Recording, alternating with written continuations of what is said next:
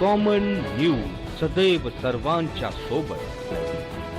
Common न्यूजच्या ताज्या घडामोडी जाणून घेण्यासाठी आताच आमचे कॉमन न्यूज चॅनल सबस्क्राइब करा। उत्साहात साजरी मुस्लिम बांधवांचा सर्वात मोठा सण असलेली ईद उल फित्र अर्थात रमजान ईद काल शहर व परिसरात अत्यंत उत्साहात साजरी करण्यात आली। या निमित्ताने ईदगाह मैदानावर प्रचंड मोठ्या संख्येने मुस्लिम बांधवांनी ईदची नमाज अदा केली। यावेळी मुफ्ती मोहम्मद रिजवानुल हसन यांचे अत्यंत ओजस्वी असे हिंदू मुस्लिम ऐक्य अभिप्रेत करणारे प्रवचन झाले। ईद निमित्ताने उपस्थित हिंदू मुस्लिम बांधवांना संबोधित करताना ते म्हणाले की हा देश सर्वांचा आहे आणि हा देश सुरक्षित ठेवण्याची जबाबदारी देखील सर्वांची आहे। एका घराला आग लागली तर इतर घरे सुद्धा त्यामध्ये खाक होऊ शकतात, याची जाणीव प्रत्येकाने ठेवायची गरज आहे। वक्फ बिलाबाबत होणाऱ्या टीका-टिप्पणीबाबतही त्यांनी भाष्य केले।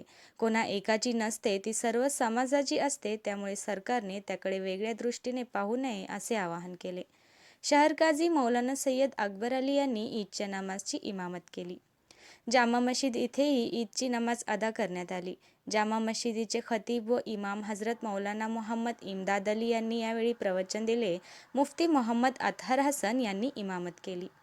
याशिवाय शहरातील इतर मशिदीतूनही ईदची नमाज अदा करण्यात आली।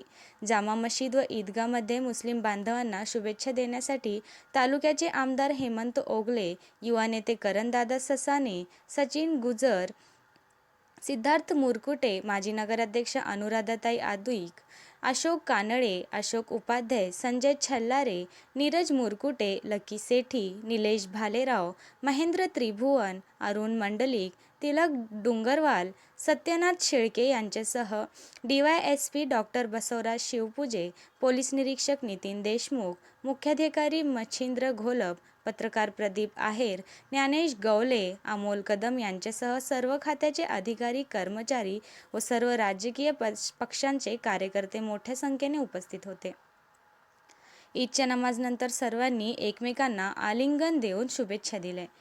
ईदगाह कमिटीचे अध्यक्ष मुझफ्फर शेख व इतर सदस्यांनी सर्वांचे स्वागत केले। ईदच्या नमाजनंतर सर्व राजकीय पक्षाच्या प्रमुख नेते मंडळींनी मुस्लिम कार्यकर्त्यांच्या घरी जाऊन शिरखुर्माचा आस्वाद घेतला। शहर पोलीस स्टेशनचे पोलीस निरीक्षक नितीन देशमुख यांच्या मार्गदर्शनाखाली पोलिसांनी सर्वत्र चोख बंदोबस्त ठेवला होता।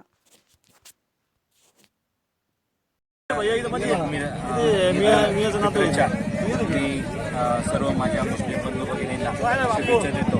येणाऱ्या वर्षामध्ये त्यांनी ज्या काही त्यांचे दुआ मागितल्या त्या पूर्ण करू इच्छितो।